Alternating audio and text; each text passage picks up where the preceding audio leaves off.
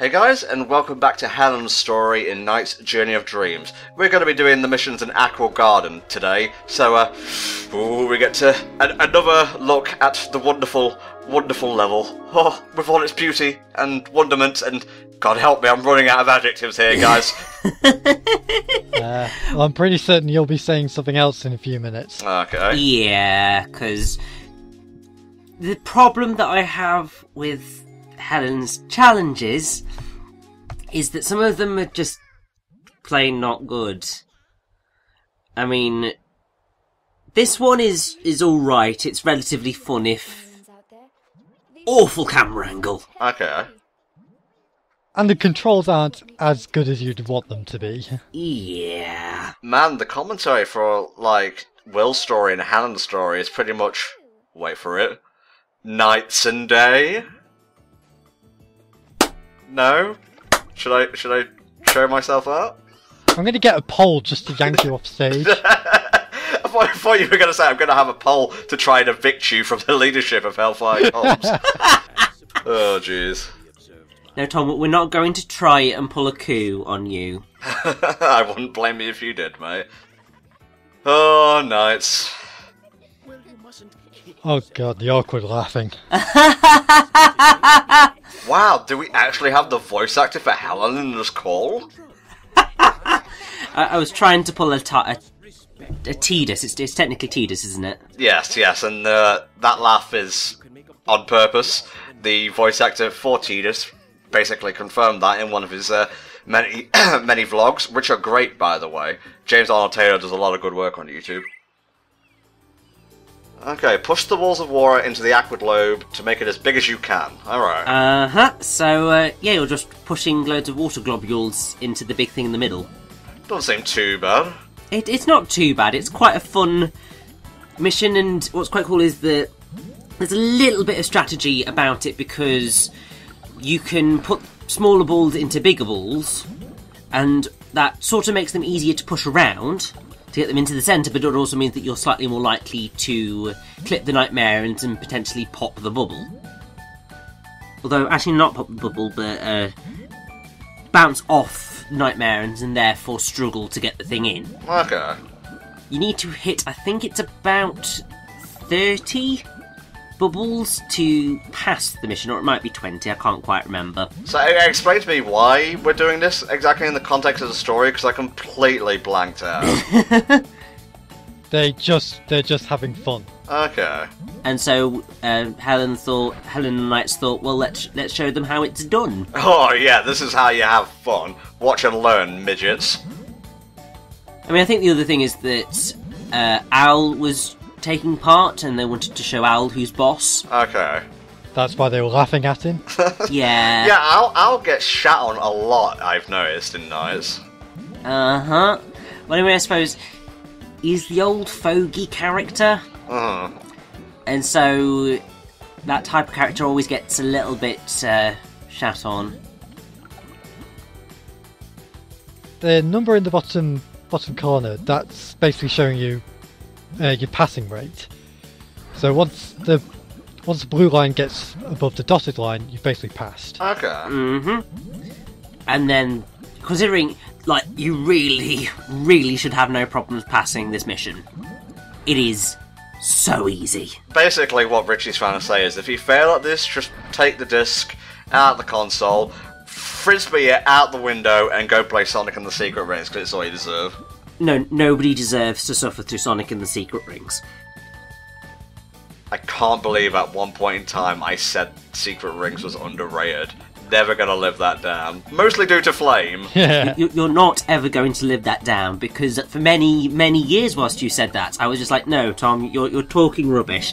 Black Knight is clearly superior, and yet you were just like, no, Black Knight is a mess. Secret Rings is far better. I'm just like...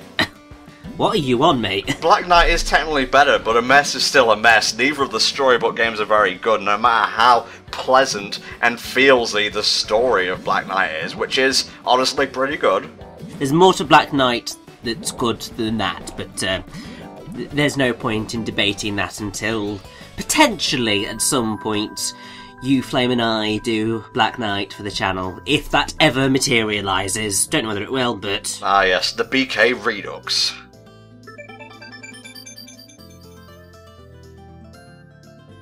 Nice job on that mission, mate. Thank you very much. I think there was a point where I was just like, do I just continue making this bigger, or do I just sit around and be lazy? Just fly around in circles. Yeah. Yeah, I'd say that and the upcoming mission are probably the more exciting ones.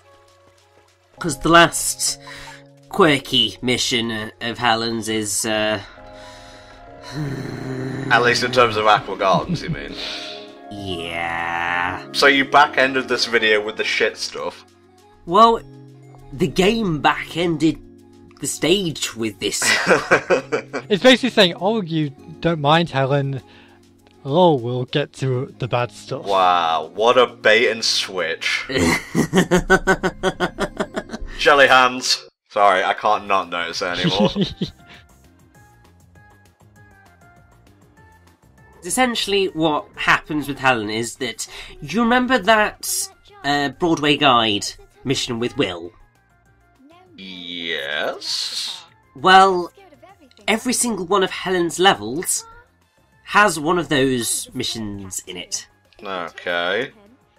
And they're not fun. Okay. They are not fun in the slightest. It's basically more saying, like, Will has more Octopore missions, while Helen has more ground missions. Well, it's not more Octopore missions because they all have the same amount of Octopore missions. Because, I mean, essentially what it is that Will has the transformation missions, Helen has more of the ground missions. Okay, so Will gets all the cool stuff, Helen gets the busy work. Pretty much, although that said... Will gets the nightmares. Yeah, but that said, Helen does have 2 missions that I do find to be incredibly fun. Okay, we're talking top tier missions here. Yeah, to be fair. Oh, okay. I mean, both of them have excellent bits of music. I love this level so much. It just makes me so peaceful. It's glorious. Yeah, that's right. I become the embodiment of peace, that's right. A situation can be peaceful, a person can't be, for the most part. It's moments where you're looking at like a level like this where you're just like, I don't get how people like resolutely say that Nights into Dreams is the superior game. Because you look at this and it's visually a lot more dynamic and interesting, and to be fair, the gameplay is just more fun. Well, there's the matter of having to slog through kind of awkward, stilted dialogue and, you know, not very great character interactions and such to get to these bits. Well, yeah, that is true. But it's a small price to pay. I'm trying not to play Devil's Advocate for the most part, because, you know, I haven't played the game, I don't really have an opinion on it. But I just have to point out what I see and hear, really. Well, that is totally fair, because, I mean, sometimes you do need a Devil's Advocate in situations, because otherwise I don't know. Debates can't go anywhere, really, because they either end up as just a massive circle jerk or a massive hate fest. I guess, but I've never liked the concept of, like, contrarians and whatnot. I feel it's counterproductive to healthy discussions.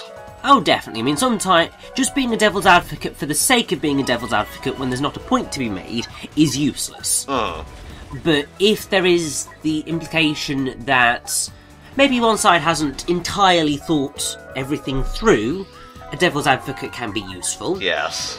And also, there's just the general situation of when perhaps the person playing the devil's advocate wants to try and more resolutely see something from the other person's side, so they've got to force the other person to explain a little bit more clearly. Okay. So, devil's advocate can be useful, it's just when someone's doing it to be petty or just for the sake of it is when it doesn't help anybody. Okay. See, that's why we have you on the team, mate, because I would have never been able to give a literary analysis like that. And I'm just enjoying the pretty visual. Same, mate, same. Actually, that's not a literary analysis. That would be more psychological, wouldn't it? It's more... Bit of both, I think. argument and debate.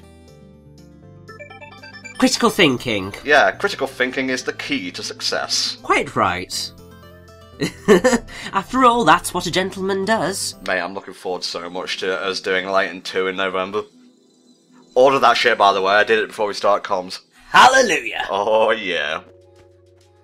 What's up next, mate? Yeah, it's the mission. I'm not liking that sound that came from Carter just now. A lot of people don't like the sounds that come out of my mouth. Oh, shush. You are perfection in human form. We love you, Carto. Yep. I also love how you give me thumbnails to use. That's great. Hey, at least I'm honest about it. Okay, what can we expect here? Is it a walking mission? It's a platforming mission. Platforming in quotation marks, maybe. Thankfully, it's not really all that long. Yeah, this is ridiculously short, thank God, but it's still not really that fun. I see you've noticed the ominous clouds as well. How could we not? Also, for actually the only time in Aqua Garden, we are above the ocean. Huh. Interesting. Like, I hadn't really thought about it ever before, but I'm just like, actually, we are above the ocean, we are seeing the sky, and normally, in the missions, you're just beneath the waves. Hey, knights! Woo-ha-ha! High five! Fucking crazy hand, get off me! Oh, okay, so Wiseman causes Knights and Helen to de-dualize, which is a term I never thought I'd say, and now we're in... Dualize! Yeah, de-dualize, there you go. And now we're in that stage from Dream Drop Distance, you know, the Pinocchio stage where you go under the waves? Oh, yes. Yeah. Although, I mean, technically we are under the sea. Yes, that's what I was Under trying... the sea. That's what I was Darling, trying to... it's better down where it's wetter, take it from me. Oh, for fuck's sake. Alright, explain away, Rich. This is essentially very similar to Broadway Guide, except you don't have to guide anyone, you just have to get Helen to the end of the level. Oh, the casino stage where you escort Helen. I wondered what the hell you were saying before. Yeah! So note that somehow she fell from a greater height and didn't twist her ankle. Exactly! It's a dream. Well, I suppose maybe the water did something to slow her descent. I don't really know, because I think we're technically underwater, but technically not. Because, I mean, this is the marine trench. When we are technically underwater because you see all the bubbles. That's to signal we are under the water. And yet there's somehow water puddles that we're walking in. Yeah, and also Water in water. And also Helen's pretty much got normal gravity. Okay, what's the deal with the stopwatches and whatnot you keep picking up? So, you see that clock in the bottom right-hand corner? Uh-huh. Well, that constantly ticks down. Once that has turned entirely red, these enemies called the Awakers will turn up. Oh. And what they do is they grab onto you, slow you down. Once too many have gotten onto you, it is night over. Okay, makes sense. So, it's basically your failure for the mission. Okay, fair you state. Is just, like, getting to the end of the level basically all you need to get a high rank? Because you didn't seem to go out of your way for collectibles there. So, it's pretty much get to the end of the level as quickly as possible and pick up as many blue chips as you can on the way. Okay. This isn't me playing devil's advocate, I swear. That didn't seem too bad, but maybe it was more the level's aesthetics than anything. I mean, aesthetically, that level is nice. It's just that it's a bit of a blighter to play. Yeah, I suppose after you've, like, experienced the wonderful freedom of just, like, dualizing and flying about these gorgeous environments. Yeah, and I mean, the thing is that I'd say that one is alright. It's the next two ground missions that are the pain. Okay. And they are horrible. But Marine Escape is not too bad in the grand scheme of things.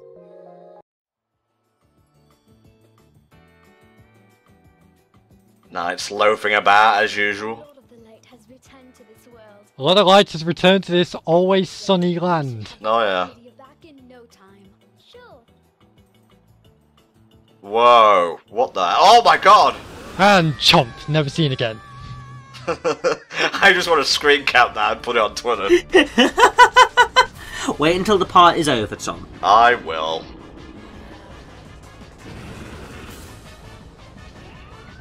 So this is just like your basic rematch with the boss, hard mode that we experienced in Will's story. Exactly. So I mean, I'm pretty sure the only difference is that Garania is bigger and there are more balloons to pick up. I also think the balloons actually do spread out a lot further than in the original fight. That is very true, yes. I think it is because there are more balloons, so they have further to spread out to make it a little bit easier. Right then, I think I did pick up the power-up, because in the middle of Garania's balloon mass, there is a power-up which gives you that bigger paraloop, which is what you really need to be doing to try and get him completed in as small a time frame as possible. Yeah, this definitely seems more complex. But it's not exactly complex, it's a little bit more difficult because there are more balloons. Well, so yeah, complex. Your view's a little bit more obfuscated. Okay. But he's not too bad. I've got to say, I love the colour scheme and, like, the idea of just putting this in like a friggin' Roman Colosseum or something for no reason. It didn't need to take place here at all, but it did. And I also love the juxtaposition of all the colourful balloons against this dark backdrop. Man, I'm pretentious. Did you actually just get the insta-kill on him? Yeah, so after you've gotten rid of a certain number of balloons, it is possible to just drill dash through Garania and you will kill him instantly. Yeah, because it's been a while since I played it. I couldn't remember if there was an insta-kill move like with Gullwing. Yeah, I mean, it's a little bit different to Gullwing in the sense of Gullwing, whatever. You've got to get one bit of his tail to be able to do it. With Garania, it's very much more a case of getting him down so far before you can pull that off. Okay. But once you get there, it's great. I think it would have been interesting if, like, Will and Helen got different Idia in different orders. Like, for some reason, I can't see, like, a selfish person like Helen getting the white Idia of Purity first for some reason. I suppose, but I think they thought about quite a few things, but that's probably not one of them. They thought, let's just have it try and mirror throughout. Like, it doesn't affect the story, per se. It just would have been a cool idea. I see. I will expect good. Motherfucking Mojo Jojo, I swear to God. I haven't forgotten, and then Tom never forgets. Okay, guys, we'll see you next time for more Journey of Dreams.